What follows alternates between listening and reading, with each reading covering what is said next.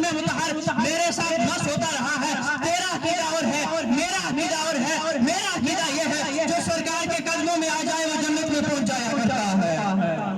جو سرکار کے قدموں میں پہنچ جائے وہ جنت میں پہنچ جایا کرتا ہے.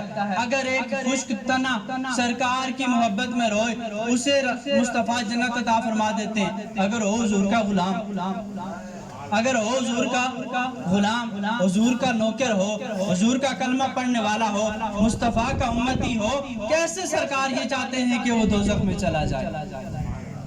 لیکن گرامی قدر ہمیں امتی بن کے زندگی گزارنی چاہیے. آج ہم یہ تو کہتے ہیں غلامی رسول میں موت بھی قبول ہے. میں بھی کہتا ہوں, آپ کا بھی یہ دعویٰ ہے, آپ بھی کہتے ہیں ہم حضور کے غلام ہیں, حضور کا کلمہ پڑھا ہے. ہم حضور کو تو مانتے ہیں, حضور کی نہیں مانتے. یہ جملہ میرا سننے والا ہے. ہم حضور کو تو مانتے ہیں پر حضور کی نہیں مانتے. سرکار کا جو حکم ہے اسے نہیں مانتے. سرکار کو ہم مانتے ہیں.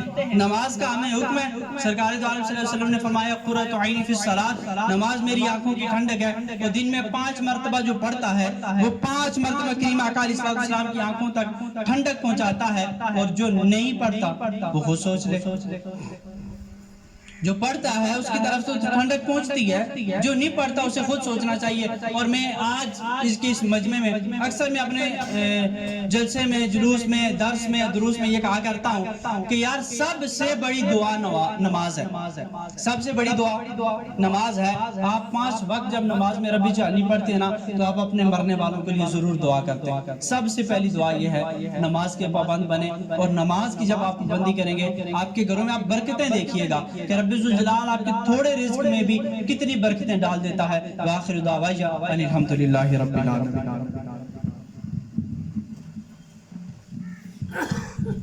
یہ تھے جناب لیاقت ہزاروی صاحب جو اپنی کلام کو مکمل فرما رہے تھے اور ہمیں دعوت فکر دے رہے تھے کہ ہماری تمام قسم کی کوششیں حضور صلی اللہ علیہ وسلم کی محبت سے وابستہ ہیں. یاد رکھو اللہ کے نبی صلی اللہ علیہ وسلم کی حدیث مبارکہ ہے لا یؤمن احدکم حتی اکون احب الیہ من والدہ وولدہ والناس اجمعین. اگر اس ایک حدیث شریف پہ ہم صرف اس ایک پہ عمل کر لیں تو ہماری زندگی کے سارے پہلو ٹھیک ہو سکتے ہیں. بندہ جس سے محبت کرتا ہے اس کی بات بھی پھر مانتا ہے. صرف نام سے بات نہیں بنتی, آپ کو عمل بھی کر کے دکھانا پڑتا ہے. تو ہم سب کو اللہ تعالیٰ حضور صلی اللہ علیہ وسلم کی کامل محبت نصیب فرمائے اور اس پر عمل کرنے کی توفیق عطا فرمائے. اپنے اللہ سے محبوب کا در بھی مانگو, مانگنے والوں مدینے کا سفر بھی مانگو. مانگنا جرم نہیں عشق نبی کی دولت, مانگنا جرم نہیں عشق نبی کی دولت. عشق ہے دل میں تو پھر حسن نظر بھی مانگو. دل وہ مانگو کہ رہیں جس میں نبی کی یادیں, گر کے قدموں میں جو اٹھے وہ سر بھی مانگو. رشک بھرتی ہے جنہیں دیکھ کے فردوس بری, وہ مدینے کے حسین شام و سحر بھی مانگو. مانگو محبوب سے محبوب کے جلووں کا خمار, ان کے جو نام پہ تڑپے وہ جگر بھی مانگو. تم طلب کرتے ہو دنیا کے حسین تاج محل, ان کے کوچے میں چھوٹا سا گھر بھی مانگو. تم طلب کرتے ہو دنیا کے حسین تاج محل, ان کے کوچے میں چھوٹا سا گھر بھی مانگو. اب میں دعوت خطاب دیتا ہوں جناب ہمارے بہت ہی محترم جناب حضرت علامہ مولانا حافظ فرمان صاحب کو کہ وہ اپنے خطاب سے ہم کو نوازیں, اور اس سے پہلے صرف 1 منٹ کے لیے ذکر کر دیں اللہم صلی علی سیدنا مولانا محمد. پڑھیے اللہ صلی علی سیدنا مولانا محمد وعلی آلہ وصحبہ وبارک وسلم. پڑھیے اللہم صلی علی سیدنا مولانا محمد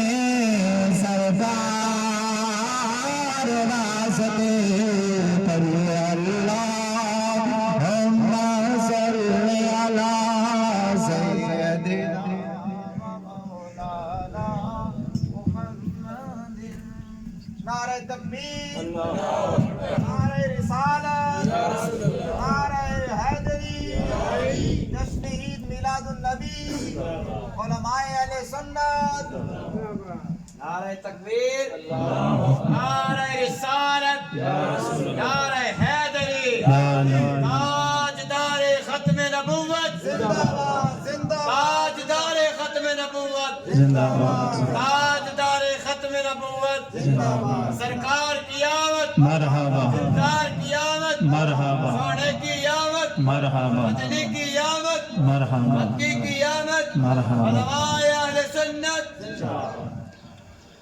الحمد للہ الحمد للہ رب العالمین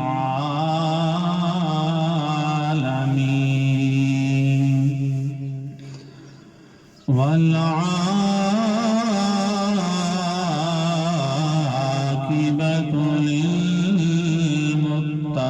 للمتقین والصلاة والسلام على سيد الأنبياء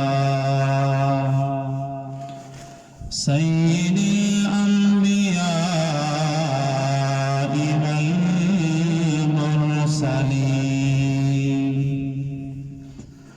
أما بعد فأعوذ بالله من الشيطان الرجيم. بسم الله الرحمن الرحيم.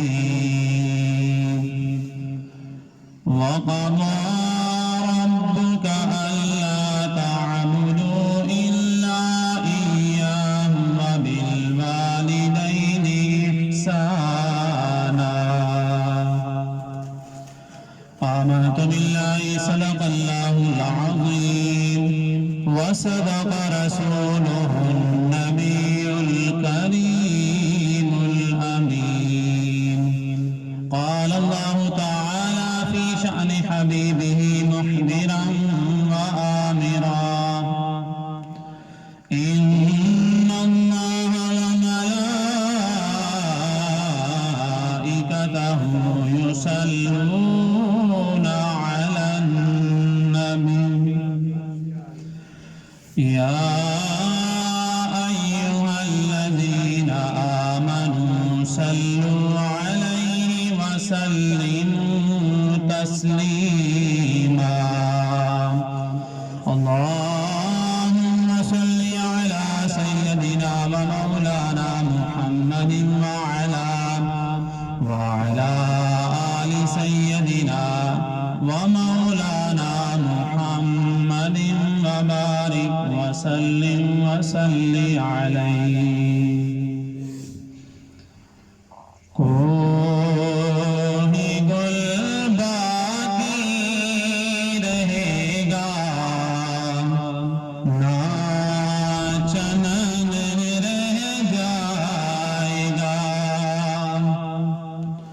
کوئی گل باقی رہے گا نہ چمن رہ جائے گا. پر رسول اللہ کا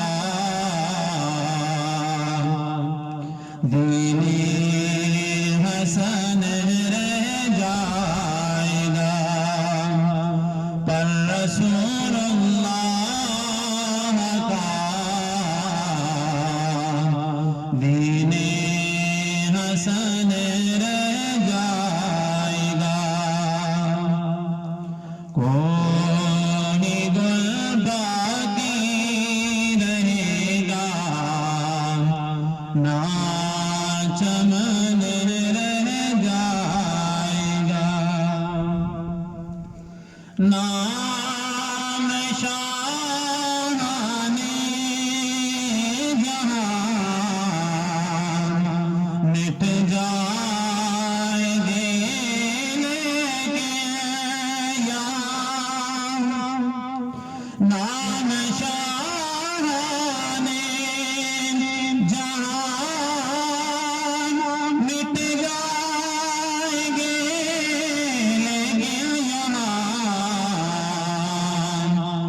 حشر تک نام و نشانے پنج تن رہ جائے گا حشر تک نام و نشانے پنج تن رہ جائے گا پر رسول اللہ کا دین حسن رہ جائے گا جو پڑھے گا صاحب لولاک کے اوپر درود جو پڑھے گا صاحب لولاک کے اوپر درود آگ سے محفوظ اس کا تن بدن رہ جائے گا آگ سے محفوظ اس کا تن بدن رہ جائے گا پر رسول اللہ کا دین حسن رہ جائے گا اطلس و تمہاب کی پوشاک پر نازان ہو اطلس و تمہاب کی پوشاک پر نازان ہو اس تنے بے جان پر خاکی کفن رہ جائے گا پر رسول اللہ کا دین حسن رہ جائے گا ہم سفیر و باغ میں ہے کون دم کا چہچہار ہم سفیر و باغ میں ہے کوئی دم کا چہچہار بلبلیں اڑ جائیں گی سونا چمن رہ جائے گا بلبلیں اڑ جائیں گی سونا چمن رہ جائے گا پر رسول اللہ کا دین حسن رہ جائے گا کوئی گل باقی رہے گا نہ چمن رہ جائے گا پر رسول اللہ کا دین حسن رہ جائے گا حمد و ثنا کے بعد نہایت ہی واجب الاحترام سامعین وقار اور اسٹیج پر جلوہ افروز علماء کرام آپ حضرات کے علم میں ہے کہ آج ہم انتہائی ہمارے محبت کرنے والے انتہائی شفیق ہر کسی کے ساتھ ہنستے چہرے سے ملاقات کرنے والے میری مراد ہمارے چچا منور صاحب ان کی اس برسی کی محفل کے اندر ہم موجود ہیں مجھ سے قبل انتہائی خوبصورت گفتگو فرمائی ہے جناب محترم حضرت علامہ مولانا لیاقت ہزاروی صاحب نے آپ نے ایصال ثواب اور میلاد مصطفیٰ صلی اللہ علیہ وسلم کے حوالے سے خوبصورت باتیں بیان فرمائی ہیں، اور میں آپ کے سامنے کیونکہ ہمارے چچا منور صاحب ربیع الاول شریف کے اندر جو ہمارے گاؤں کے اندر جلوس ہوتا ہے، جو ہوگا آنے والے منگل کو 19 ربیع الاول اور یہاں پر 26 اکتوبر کو جو ہو رہا ہے، یعنی آج اتوار ہے، سوموار اور منگل پرسوں لالا عبدالعزیز صاحب موجود ہیں، وہ یہ ساری اس کی قیادت کرتے ہیں اور سارا نظام سنبھالتے ہیں۔ ہمارے چچا منور صاحب کا اس جلوس کے ساتھ، اس ربیع الاول کے ساتھ ایک گہری محبت تھی، اور اللہ تبارک و تعالیٰ نے یہی ماہ مبارک نصیب فرمایا۔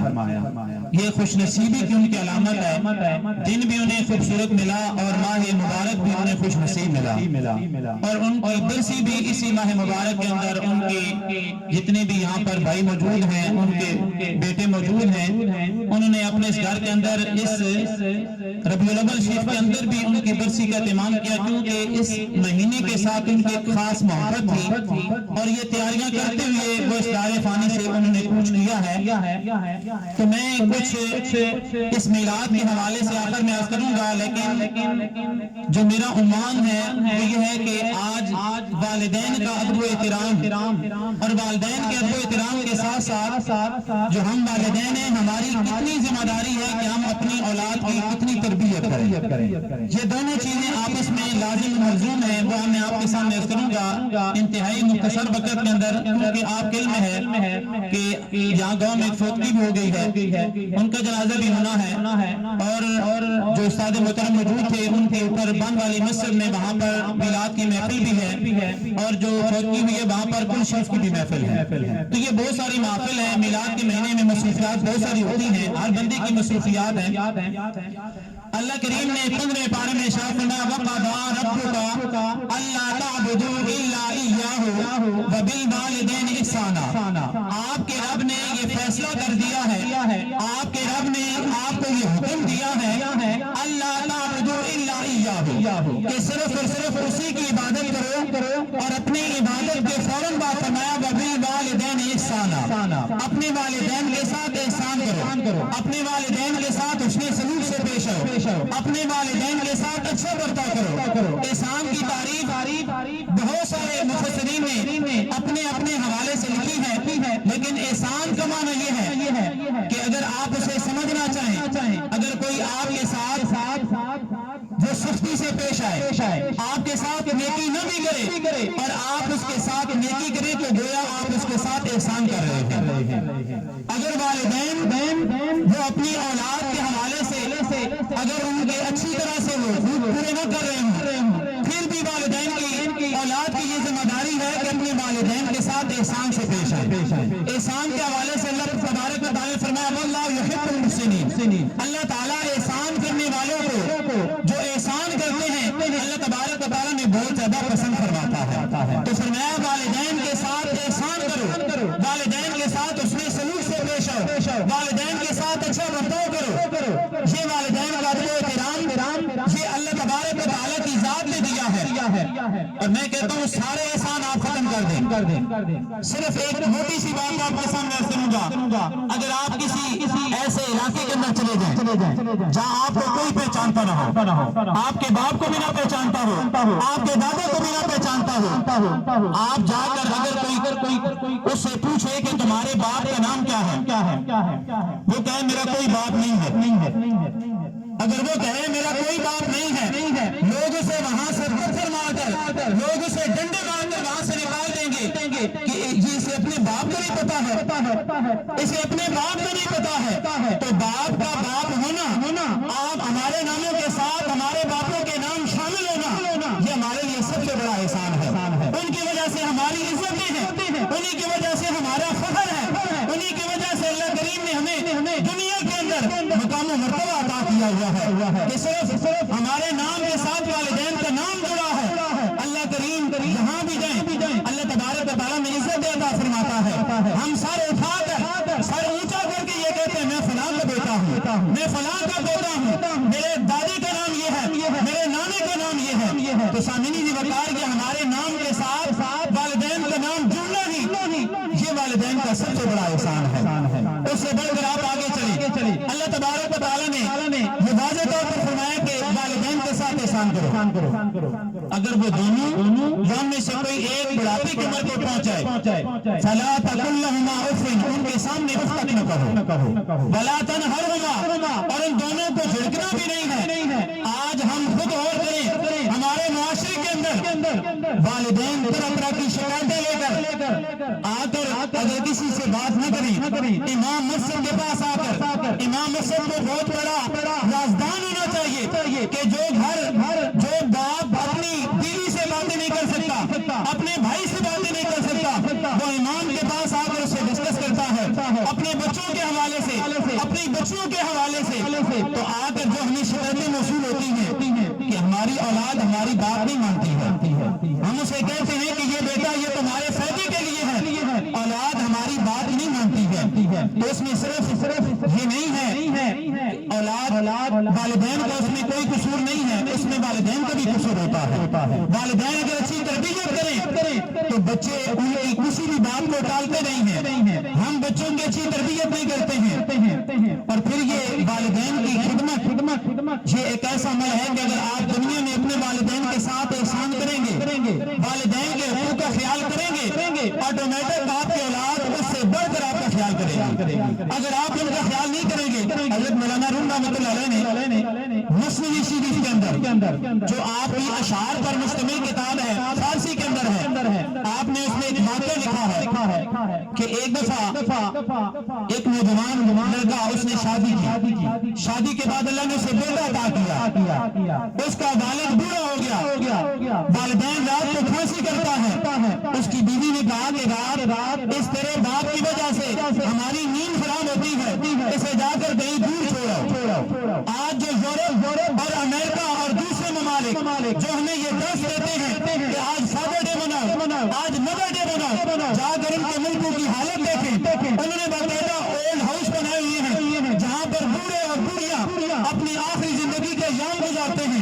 یہ ہمارا اسلام اتنا خوبصورت مذہب ہے کہ جتنے وہ بڑھاپی کی عمر میں پہنچتے ہیں وہ یہ کہتے ہیں کہ ان کی خدمت کرو. اگر ماں ہے تو ماں کے گردنوں کے نیچے اللہ تبارک و تعالیٰ کے پیارے محبوب نے فرمایا الجنت تحت اقدام الامہات، جنت تمہاری ماں کے گردنوں کے نیچے رکھی ہوئی ہے. اور فرمایا کہ باپ تمہارے جنت کے دروازوں میں سے ایک بہترین دروازہ ہے، مرکزی دروازہ تمہارا باپ ہے. اگر باپ کو راضی کرو گے تو اللہ تبارک و تعالیٰ تمہیں جنت میں داخل فرما دے گا.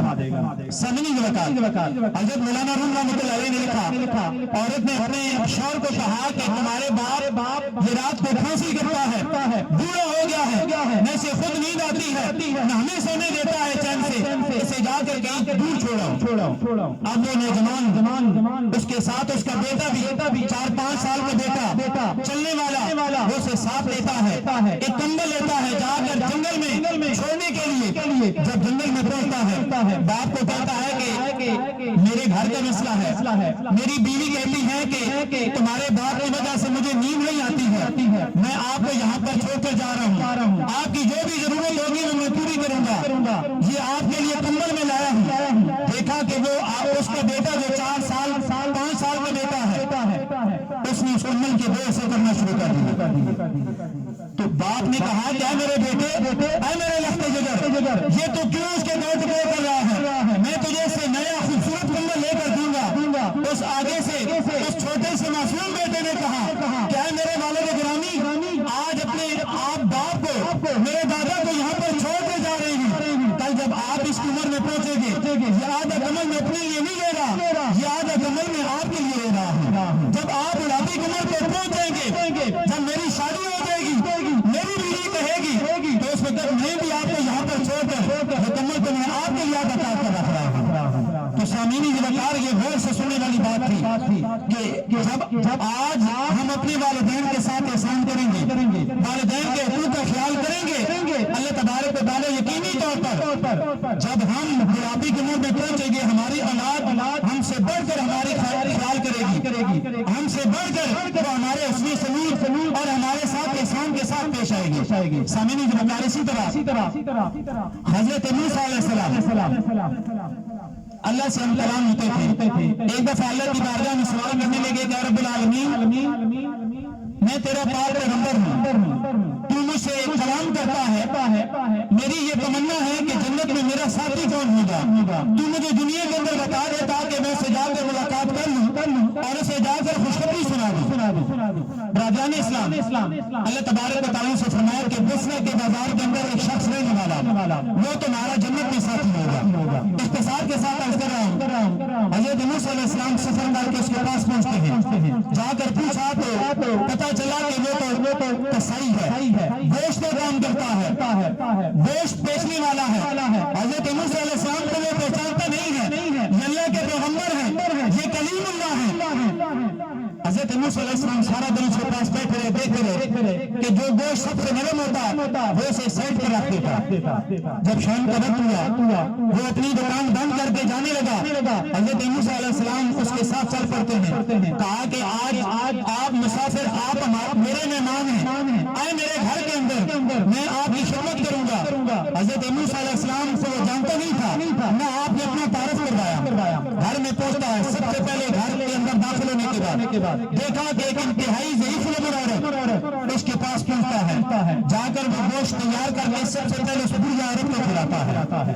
بری عورت کو کھلانے کے بعد حضرت امام غزالی رحمۃ اللہ علیہ نے اس بات کو لکھا ہے, آگے سے بڑھیا کے ہونٹ ہلے, حرکت کی, اس نے کہا کہ اللہ تعالیٰ اس میرے بیٹے کو دنیا کے اندر سکون عطا فرما, اور جب دنیا سے پوچھ کر جائے تو جنت میں سے حضرت موسیٰ علیہ السلام کا ساتھی بنانا. حضرت موسیٰ علیہ السلام صاحب ہیں, سن رہے ہیں, اس سے پوچھا کہ اے شخص, کیا تجھے یہ یقین ہے یہ جو بڑھیا دعائیں کر رہی ہے یہ کیا تیرے ہاتھ میں قبول ہوں گی یا نہیں ہوں گی؟ اس نے کہا جو پہلی دعا ہے اللہ کریم نے وہ تو قبول فرما لی.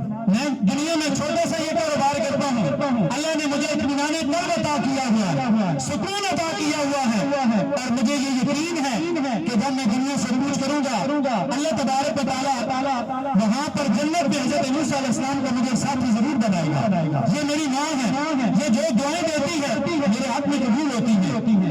حضرت موسیٰ علیہ السلام نے فوراً گلے لگا لیا اور فرمایا میں تمہیں خوشخبری سناتا ہوں, اللہ تبارک و تعالیٰ کی طرف سے یہ میں پیغام لے کر آیا ہوں کہ جنت میں تو ہی میرا ساتھی ہوگا, جنت میں تو ہی میرا ساتھ ہوگا, اور یہ تیری ماں کی خدمت کی وجہ سے اللہ نے تجھے یہ مقام مرتبہ عطا فرما دیا. تو سامعین یہ جب ایک انسان اپنے ماں باپ کی خدمت کرتا ہے اللہ تبارک و تعالیٰ دنیا ہی کے اندر اسے بہت سارے انعام و اکرام سے نواز دیتا ہے.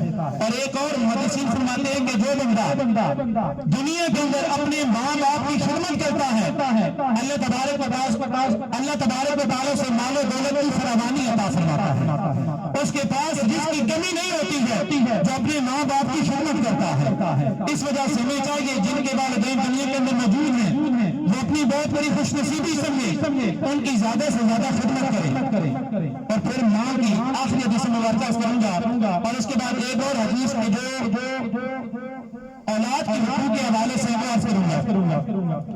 حضور نبی رحمت صلی اللہ علیہ وسلم نے فرمایا, اور یہ بہقی شریف کے اندر حدیث مبارکہ موجود ہے کہ فرمایا کہ جو اپنے والدین کی من ولد بار ينظر الى والديه كتب الله له بكل نظرة حجة مبرورا. فرمایا کہ جو نیک اولاد اپنے والدین کے چہرے کی ایک دفعہ زیارت کرتا ہے اللہ تعالیٰ سے ایک حج مقبول کا ثواب عطا فرماتا ہے. اب کتنا مہنگا ہو گیا حج. ایک انسان پیسے لگائے, بہت سارا اپنا وقت صرف کرے اور جا کر اس کا حج شاید قبول ہو یا نہ ہو, لیکن فرمایا کہ جو اپنے والدین کی زیارت کرے گا اللہ تبارک و تعالیٰ سے ایک مقبول حج کا ثواب عطا فرمائے گا. آگے سے صحابہ نے عرض کی وَإِن نَظَرَ كُلَّ يَوْمٍ مِئَةَ مَرَّةٍ, اگر کوئی ایک دن میں اپنے والدین کی 100 مرتبہ زیارت کرتا ہے اللہ کے پیارے محبوب نے فرمایا نعم اللہ اکبر و فرمایا ہاں اللہ کے بہت بڑے خزانے ہیں. اگر کوئی ایک دن میں اپنے والدین کی 100 مرتبہ زیارت کرتا ہے اللہ تعالیٰ سے 100 حج مقبول کا ثواب عطا فرما دیتا ہے. اس وجہ سے والدین کی زیادہ سے زیادہ خدمت کریں، والدین کے ساتھ کبھی بھی اونچی آواز میں بات نہ کریں، والدین کے کبھی بھی پڑھانے کی طرف نہ بیٹھیں، اگر والدین بیٹھے تو ہمیشہ ان کے سامنے کھڑے ہو جائیں، ادب و احترام کے ساتھ سر جھکا کر ان کے سامنے کھڑے ہوں، پھر آپ دیکھیں گے کہ آپ والدین کے سامنے سر جھکائیں گے، ساری دنیا آپ کے سامنے سر جھکائے گی، وہاں پر آپ کا سر اونچا ہوگا۔ اور جو اپنی والدین یہ تو والدین کے حقوق ہے، اس کے ساتھ ساتھ اولاد کے بھی حقوق ہے کہ والدین اپنی اولاد کی اچھی طرح سے تربیت کریں، قرآن و حدیث کے مطابق تربیت کریں۔ اور حضور نبی رحمت صلی اللہ علیہ وسلم کی آمد سے پہلے لوگ اپنی بیٹیوں کو زندہ دفن کر دیتے تھے۔ صرف آخری بات عرض کروں گا، انتہائی غور سے سننے والی بات ہے، اختصار کے ساتھ عرض کر رہا ہوں کہ دکھیا کلبی رضی اللہ عنہ حضور نبی رحمت صلی اللہ علیہ وسلم کے بہت ہی خوبصورت صحابی ہیں۔ آپ کے حوالے سے بات عرض کر رہا ہوں، آپ اسلام لانے سے پہلے جب شرک کے اندر مبتلا تھے، اس وقت آپ کا یہ کام تھا کہ جو بھی کسی کے ہاں بیٹی پیدا ہوتی وہ دشیا قلبی کے پاس لے آتے، دشیا قلبی اسے اپنے ہاتھوں سے زندہ دفن کرتا تھا۔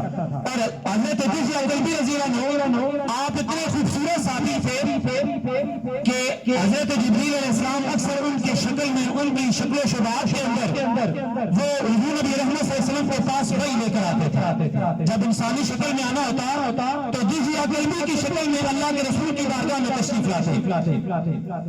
اب حضرت دشیا قلبی نے اسلام قبول کر لیا، اسلام قبول کرنے کے بعد اللہ کے رسول کی بارگاہ میں آئے، کہا کہ آئے اللہ کے پیارے معبود، جب میں نے اسلام قبول نہیں کیا تھا میرے اندر یا اللہ وہ میرا عیب معاف کر دے گا، وہ میرا گناہ معاف کر دے گا۔ میں نے اپنے ہاتھوں سے کئی سینکڑوں بچیاں میں نے اپنے ہاتھوں سے دفن کی ہیں۔ تو اللہ کے پیارے معبود نے فرمایا کہ جب ایک انسان کلمہ پڑھ لیتا ہے اس کے سابقہ زندگی کے سارے گناہ معاف ہو جاتے ہیں۔ آئے دشیا قلبی، اللہ کریم نے تیرے سارے گناہ معاف کر دیے ہیں، کل قیامت کے دن تجھ سے کوئی بات پوچھ نہیں ہوگی۔ وہ پھر آگے سے رونے لگے، کہا کہ ایک ایسی واقعہ، ایک ایسی میری زندگی کے اندر یہ بات ہے کہ شاید اللہ وہ میری بات معاف نہ فرمائے۔ حضور نبی رحمت صلی اللہ علیہ وسلم آپ موجود ہیں، صحابہ کی بڑی جماعت موجود ہے، حضرت دشیا قلبی عرض کرنے لگے کہ میں ایک دور دراز سفر کے لیے چلا گیا، اپنا کاروبار کے لیے چلا گیا، 5 سال تک واپس میں لوٹا، میرے ہاں اللہ نے مجھے بیٹی عطا کی اور میری بیٹی کے عطا ہونے کے بعد 5 سال کے بعد میں واپس آیا۔ اب یہ بات ہم سنیں، اور اس کے ساتھ ساتھ یہ میلاد کا مہینہ ہے، حضور کی آمد کا مہینہ ہے، آپ نے اپنی بیٹی کو اتنے بڑے حقوق دیے ہیں کہ جب آپ کی بیٹی آتی آپ اپنی جگہ سے کھڑے ہو جاتے، کھڑے ہو کر اپنی بیٹی کا استقبال کرتے۔ آج میں اور آپ سوچیں، آج ہم بیٹی کو جہیز تو دیتے ہیں جو اسلام کے اندر جائز نہیں ہے، اسلام جو حکم نہیں دیتا ہے، جہیز فرض واجب سنت نہیں ہے، لیکن آج جو قرآن نے بچی کا حق رکھا ہے، بیٹی کا حق رکھا ہے، آج ہم اسے وراثت سے محروم کرتے ہیں۔ تو حضور نبی رحمت صلی اللہ علیہ وسلم نے آ کر بیٹیوں کے حقوق بتائے ہیں۔ حضرت دشیا قلبی عرض کرنے لگے، جب میں سفر سے واپس آیا میری بیٹی 5 سال کی ہو گئی، جب میں نے آپ کا دروازہ کھٹکھٹایا میری بیٹی نے دروازہ کھولا، وہ میری بیوی میرے سامنے ہاتھ چھوڑ کر کھڑی ہو گئی، کہا کہ اس بیٹی کو جس طرح دوسری بیٹیوں کے ساتھ ظلم کیا ہے، اپنے ہاتھوں سے دفن کیا ہے، اس طرح اپنی بیٹی کو نہ کرنا۔ کتنی اللہ نے ہمیں خوبصورت بیٹی عطا کی ہے، لیکن وہ اس کے دماغ پر وہ ایسا غبار اور ایسی شرکی اوپر لگ پڑی تھی، اس نے کہا کہ نہیں، یہ اس بیٹی کو میں ضرور دفن کروں گا۔ اس نے اپنی بیوی کو راضی کیا، اگلے دن اس کی بیوی نے تیار کیا، اپنی بیٹی کو تیار کیا، کہا کہ تجھے باپ ایک دعوت پر لے کر جا رہا ہے، 5 سال کی بیٹی ہے۔ حضرت دشیا قلبی اللہ کے رسول کی بارگاہ میں یہ بات باز کر رہے ہیں اور ساتھ ساتھ رو رہے ہیں، کہا کہ جب میں بیٹی کو لے کر گیا میں نے دیکھا 5 سال کی بیٹی ہے، بچی ہے، اس کا قد بڑا ہے، میں نے وہ گڑا کھودنا شروع کیا، میں گڑا کھود رہا ہوں، بڑا گڑا تھا، جب میرے کپڑوں پر مٹی پڑ جاتی وہ بیٹی آ کر وہ صاف کرتی اور کہتی میرے باپ یہ تیرے کپڑے گندے ہو رہے ہیں اور میں برداشت نہیں کرتی ہوں کہ تو دنیا کے اندر موجود ہے اور تجھے یہ تکلیف ہو رہی ہے، تیرا پسینہ بہ رہا ہے۔ اور روایات کے اندر یہ آتا ہے مفسرین اور محدثین نے لکھا کہ وہ بیٹی اپنا دوپٹہ لے کر اپنے باپ کا پسینہ صاف کر رہی ہے، کبھی اس کی مٹی جاڑ رہی ہے اور کہہ رہی ہے کہ باپ تو یہ کیوں اتنی تکلیف برداشت کر رہا ہے، لیکن باپ وہ اتنا ظالم، اس کے اوپر ظلم اتنا سوار تھا دماغ پر، اس نے اسے گڑھا کھودا، گڑھا کھودنے کے بعد جب اس بیٹی کو اس کے نیچے دفن کیا، اوپر مٹی ڈال رہا ہے، اسے اس وقت بیٹی کہہ رہی ہے کہ میرے والد میرا کیا قصور ہے، اور قرآن یہ کہتا ہے کہ میرا دنیا کے اندر کیا قصور تھا کہ تم مجھے حقیر جاننا تھا، تو نے مجھے اپنے ہاتھوں سے کیوں دفن کیا ہے،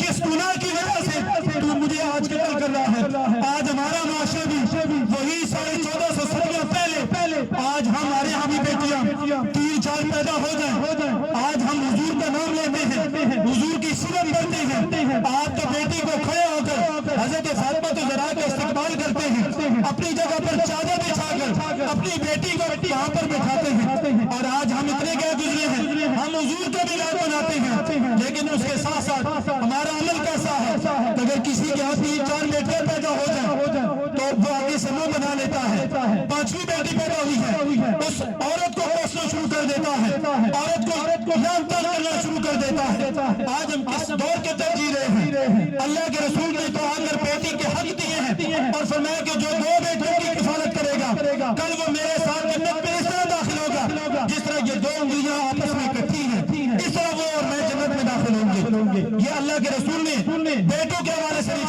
فرمایا، اور آپ خود غور کریں، ہماری بیٹیاں ہیں، آپ کی بیٹیاں ہیں، بیٹا گھر میں ہے، بیٹا اتنا خیال نہیں کرتا، بیٹی پرائے گھر کی ہو کر آپ کا اتنا خیال کرتی ہے، آپ کے آگر ہر دکھ درد کے اندر شریک ہوتی ہے۔ تو آج ہم اس محفل کے اندر سے یہ پیغام لے کر جائیں کہ ہم نے اپنی بیٹیوں کو اپنے بیٹوں سے زیادہ عزت دینی ہے، اپنی بیٹیوں کے حقوق کا زیادہ خیال کرنا ہے، اور یہی بیٹیاں تمہارے کئی جنازے کی بارش بنے گی، یہی بیٹیاں تمہارے لیے عزت اور مان کا باعث ہوگی، یہی تمہاری بیٹیاں تمہارے لیے فخر ہوگی۔ سامعین زمکات، آج جب معاشرے میں یہ بات دیکھی جاتی ہے تو افسوس ہوتا ہے کہ آج ہم مسلمان ہیں، ہمارے پاس اتنا زیادہ علم آ گیا ہے، لیکن اس کے باوجود ہم اتنے دین کے حوالے سے، اسلام کے حوالے سے اتنے جاہل ہیں کہ ایک طرف جو حق نہیں ہے وہ اتنا زیادہ دیتے ہیں اپنی نعت اونچی کرنے کے لیے، لیکن جب بیٹی کے حق کی بات آتی ہے تو ہم کہتے ہیں کہ میں نے اتنا جہیز دے دیا ہے،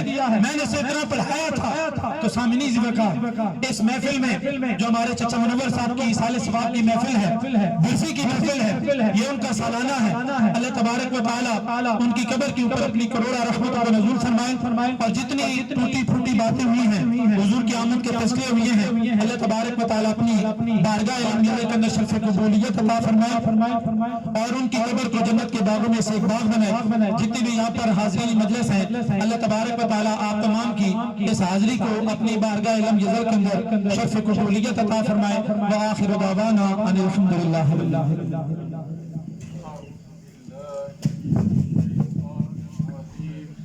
بسم الله الرحمن الرحيم قل يا أيها الكافرون لا أعبد ما تعبدون ولا أنتم عابدون ما أعبد ولا أنا عابد ما عبدتم ولا أنتم عابدون ما أعبد لكم دينكم ولي دين بسم الله الرحمن الرحيم قل هو الله أحد الله الصمد لم يلد ولم يولد ولم يكن له كفوا أحد قل هو الله أحد الله الصمد لم يلد ولم يولد ولم يكن له كفوا أحد قل هو الله أحد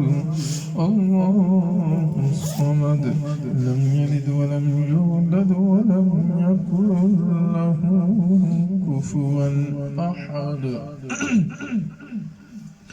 بسم الله الرحمن الرحيم قل أعوذ برب الفلق من شر ما خلق ومن شر غاسق إذا وقب ومن شر النفاثات في العقد ومن شر حاسد إذا حسد. بسم الله الرحمن الرحيم. قل أعوذ برب الناس ملك الناس إله الناس من شر الوسواس الخناس الذي يوسوس في صدور الناس من الجنة والناس. بسم الله الرحمن الرحيم. الحمد لله رب العالمين الرحمن الرحيم مالك يوم الدين. إياك نعبد وإياك نستعين اهدنا الصراط المستقيم صراط الذين أنعمت عليهم غير المغضوب عليهم ولا الضالين آمين. بسم الله الرحمن الرحيم. ألف لام ميم ذلك الكتاب لا ريب فيه هدى للمتقين الذين يؤمنون بالغيب ويقيمون الصلاة ومما رزقناهم ينفقون والذين يؤمنون بما أنزل إليك وما أنزل من قبلك وبالآخرة هم يوقنون أولئك على هدى من ربهم وأولئك هم المفلحون. وإلهكم إله واحد لا إله إلا هو الرحمن الرحيم. إن رحمة الله قريب من المحسنين. دعواهم فيها سبحانك اللهم وتحيتهم فيها سلام وآخر دعواهم الحمد لله رب العالمين. ألا أولياء الله لا خوف عليهم ولا هم يحزنون. وما أرسلناك إلا رحمة للعالمين. ما كان محمد أبا أحد من رجالكم ولكن رسول الله وخاتم النبيين وكان الله بكل شيء عليما. إن الله وملائكته يصلون على النبي يا أيها الذين آمنوا صلوا عليه وسلموا تسليما. من صلى على سيدنا ومولانا محمد وعلى آل سيدنا ومولانا محمد وبارك وسلم وصلي عليه. الصلاة والسلام عليكم يا رسول الله وعلى آلك وصحبك يا حبيب الله. الصلاة والسلام عليك يا شفيع المذنبين وعلى آلك وصحبك يا رحمة للعالمين. سبحان ربك رب العزة عما يصفون وسلام على المرسلين والحمد لله رب العالمين. صدق الله العظيم. सारे बंदे एक बारी दुरूद शरीफ फिर अल्हम्दुलिल्लाह शरीफ तरह बारी पढ़ो वल्लाह अहद फिर दुरूद शरीफ उसमें आप सब दुआ फरमाइए.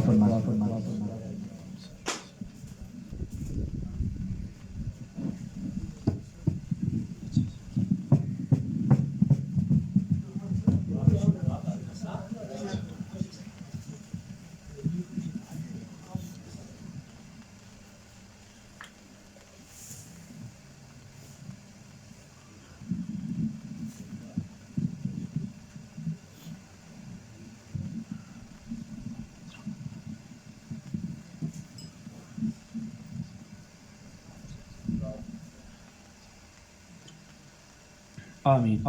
الحمد لله رب العالمين والعاقبة للمتقين والصلاة والسلام على سيد الأنبياء والمرسلين اللهم ربنا آتنا في الدنيا حسنة وفي الآخرة حسنة وقنا عذاب النار ربنا اغفر لنا ولإخواننا الذين سبقونا بالإيمان ولا تجعل في قلوبنا غلا للذين آمنوا ربنا إنك رؤوف رحيم یا رب العالمین یا رحم الراحمین یا ذل جلال والاکرام. جو یہاں پر قرآن مجید فرقان حمید کے کل 15 قرآن مجید فرقان حمید پڑھے گیا، اس کے علاوہ 10 پارے سورہ یاسین کی 2 ختم شریف ہیں اور لا تعداد دفعہ درود پاک ہے یا رب العالمین. اس کے علاوہ جو یہاں پر محفل پاک ہوئی، یہاں پر حاضرین مجلس نے سورہ فاتحہ سورہ اخلاص درود پاک پڑھا ہے یا رب العالمین. جو تمام پیش کیے یا رب العالمین تمام کا تمام ثواب تیری بارگاہ بے قسمنا کے اندر پیش کرتے ہیں، شرف قبولیت عطا فرما یا مالک الملک. اس کا ثواب حضور نبی رحمت صلی اللہ تعالی وسلم کی بارگاہ رسالت کے اندر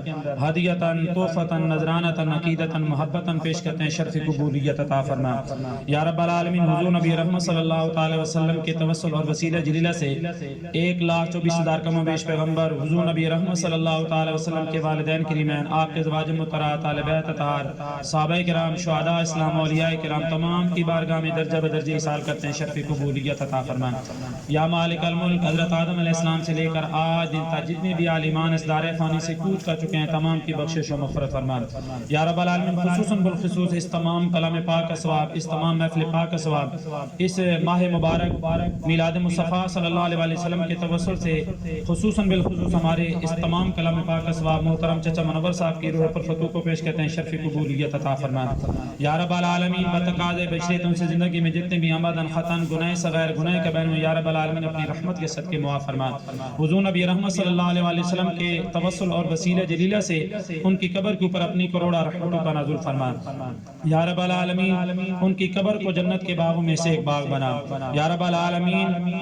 حضور نبی رحمت صلی اللہ علیہ وسلم کی شفاعت کبریٰ سے بہرمند فرما یا رب العالمین. جتنے بھی حاضرین مجلس ہیں ان کے ساتھ جتنے بھی تعلق رکھنے والے عزیز و قارب رفقا، والدین، ددحال، ننحال، سسرال میں سے جو بھی تیری بارگاہ میں حالت ایمان میں پہنچ چکے ہیں تمام کی حتمی بخشش و مغفرت فرما یا رب العالمین. ہم تمام مسلمانوں کا خاتمہ بالایمان فرما یا رب العالمین. جتنے بھی حاضرین مجلس یا رب العالمین یہاں پر موجود ہیں، ہم تمام مسلمانوں کو اپنی موت، اپنی قبر، اپنی آخرت کی تیاری کرنے کی توفیق عطا فرما یا رب العالمین. ہم تمام مسلمانوں کو اپنے والدین کے ساتھ احسان سے پیش آنے، اپنے والدین کی زیادہ سے زیادہ خدمت کرنے اور اپنی اولاد کی اچھی طرح تربیت کرنے کی توفیق عطا فرما یا رب العالمین. آج ہماری اس محفل کے اندر محترم پروفیسر ڈاکٹر طاہر اقبال امان صاحب آج موجود ہیں یا رب العالمین. ان کے اوپر اپنا خاص فضل و کرم فرما. ہمارے اس علاقے کا، ہمارے اس گاؤں کا ایک بہت بڑا فخر ہے، نام ہے یا رب العالمین. تو نے حضور نبی رحمت صلی اللہ علیہ وسلم کی جس طرح تو نے اپنے پیارے محبوب کو 4 بیٹیاں عطا کی، ہمارے ڈاکٹر طاہر اقبال صاحب کی بھی 4 بیٹیاں یا رب العالمین.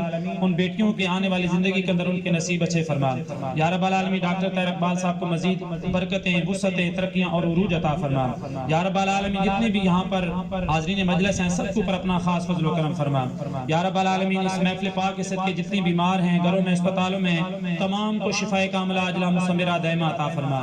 عالم اسلام کے اوپر اپنا خاص فضل و کرم فرما یا رب العالمین. ہم تمام مسلمانوں کو حضور نبی رحمت صلی اللہ علیہ وسلم کی ذات کے ساتھ محبت کرنے، اسی محبت پر زندگی گزارنے اور اسی محبت پر ہم تمام مسلمانوں کا خاتمہ بالایمان فرما یا ربی بالمصطفى بلغ مقاصدنا واغفر لنا ما مضى یا واسع الکرمی. یا الہی دکھا دے وہ مدینہ کیسی بستی ہے جہاں پر دن رات میرے مولا تیری رحمت برستی ہے. وصلی اللہ تعالی علی خیر خلقہ وزینت فرشہ محمد وعلی آلہ واصحابہ اجمعین برحمتک یا